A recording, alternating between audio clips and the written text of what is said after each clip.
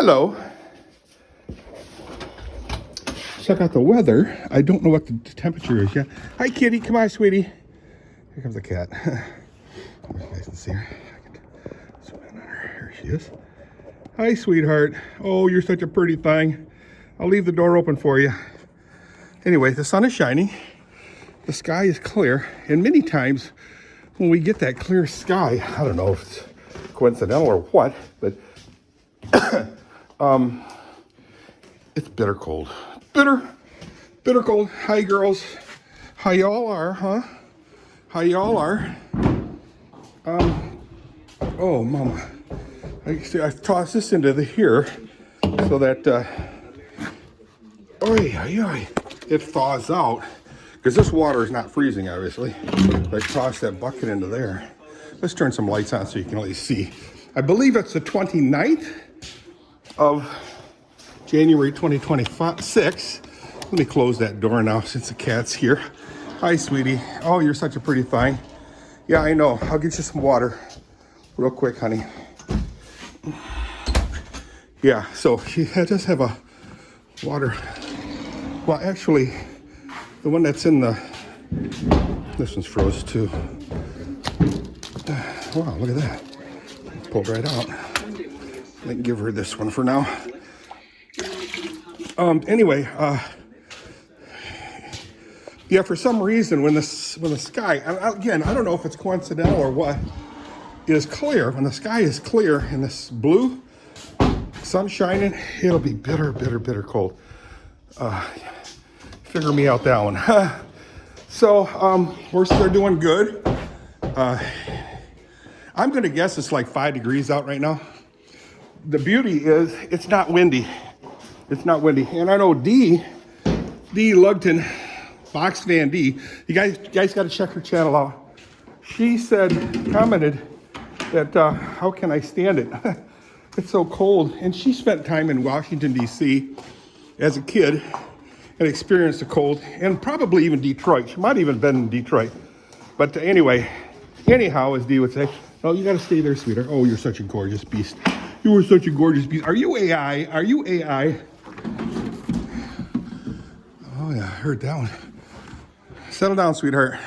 I'll be with you in a minute. So she experienced cold weather. So, and it is bitter cold. Again, thankfully it's not windy at all. I don't see anything moving out there, the trees or anything, which makes it pleasantly cold. But yeah, it's so cold that the pee on the ground is solid. Now last night, Kathy and I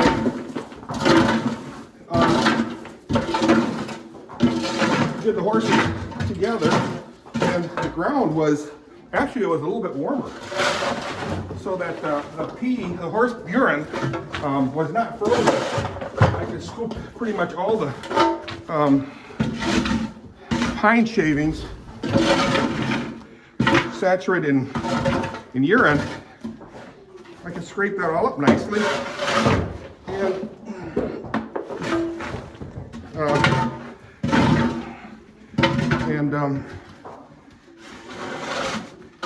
shovel it out. Nice. So,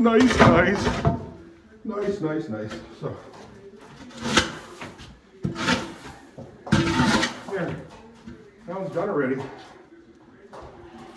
It goes pretty quickly. Now, let's do the horse number 2. So that was Lucia's stall.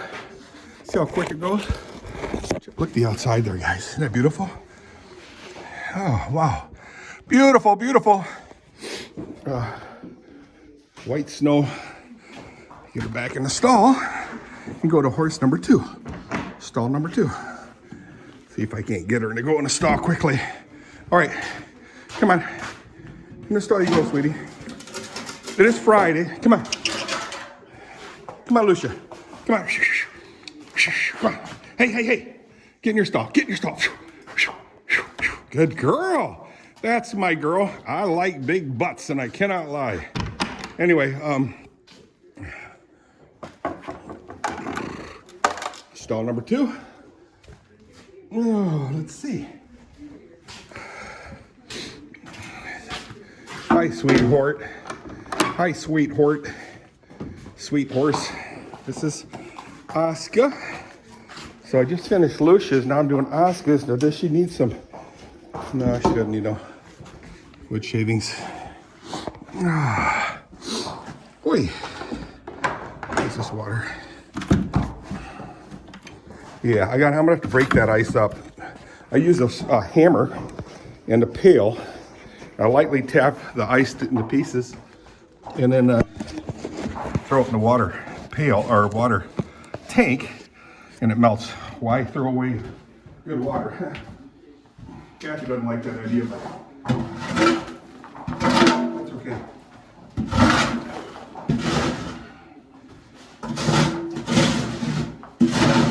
For some reason, this is the coldest stall. I don't know if it's because it's 2 walls. That's an outside wall, and that's an outside wall. I don't know if that's the case. For some reason. I don't know. But this stall seems to be the coldest. You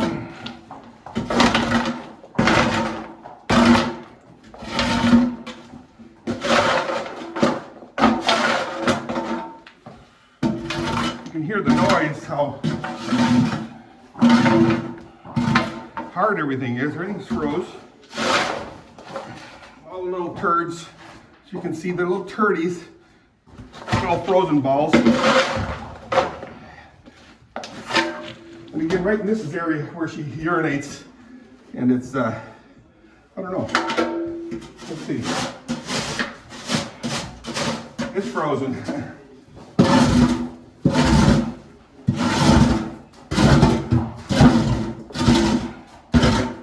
So I just scrape the tops of it.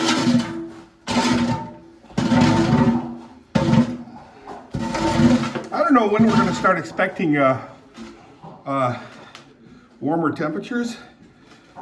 Warm is relative.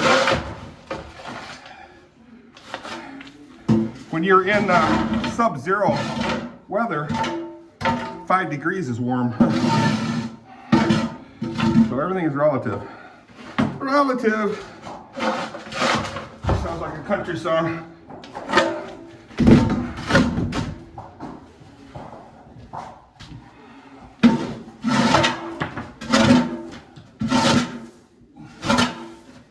Yeah, that's good. I'm gonna get the hammer in the bucket. Break the ice in there. I'll show you how I do that. But you gotta be real careful.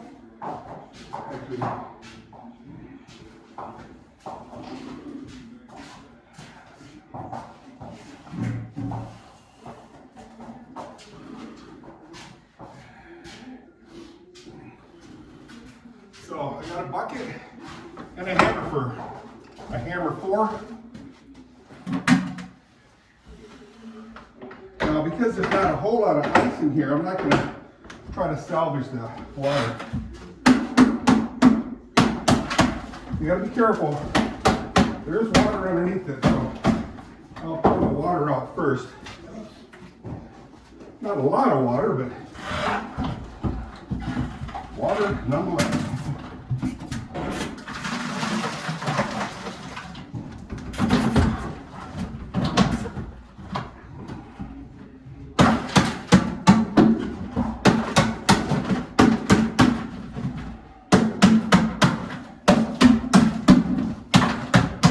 Name drop, McManus.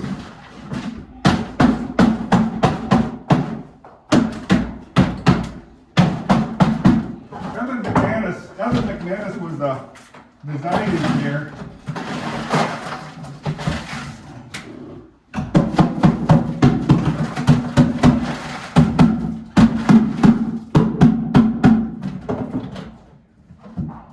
I think he graduated from Wayne University in Detroit area.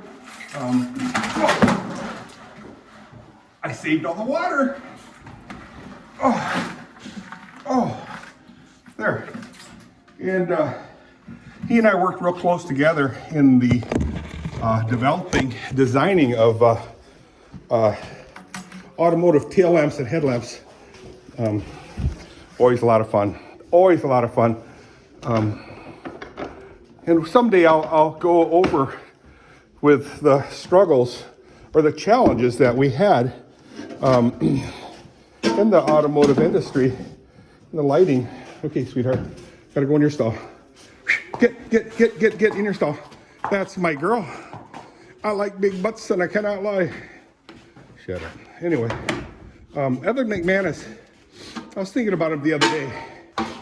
He worked with me at Keeler Brass years ago in the lighting division. Then at that time, I believe it was Trident or FK Automotive. That's my girl. Let's see how your water's doing, sweetie. Yeah, you got some crap in there. I'll get that out of there. Anyway,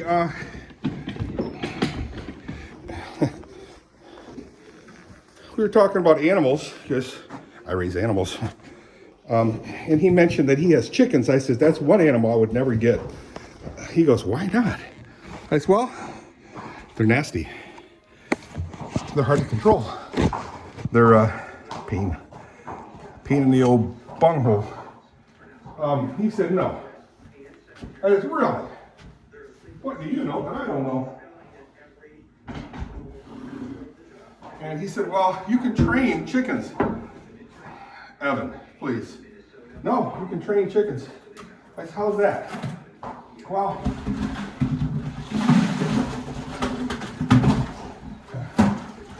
what Evan does is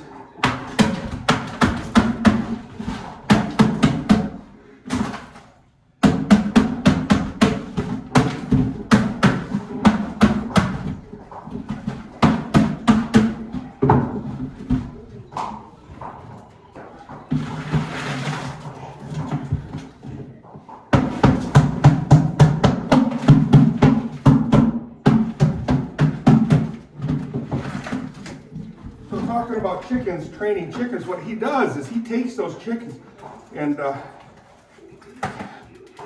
you know, I told him they crap everywhere. And he's got a patio or a deck or whatever that he forbids the chickens to go onto for obvious reasons. Anyway, anyhow, as he would say, anyhow, he would,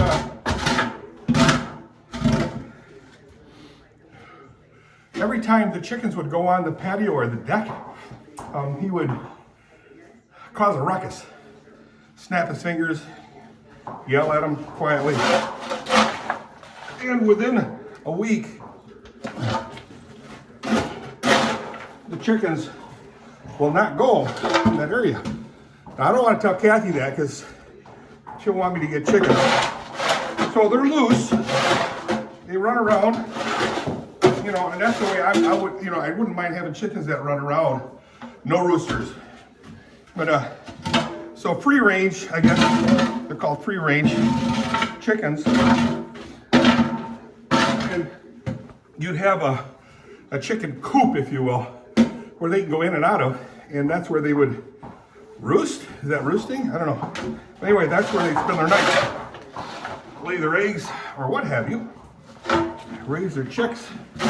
But anyway, they would have a safe space, and that's where they go at night. So you don't have to deal with them. They stay out of the areas where you don't want them in by training. So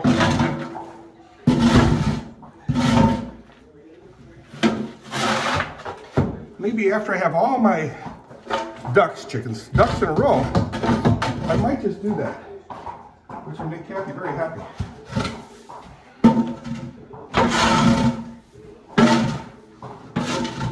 Because Kathy's parents had banty roosters. I don't know what they were called really. They're really nice chickens, very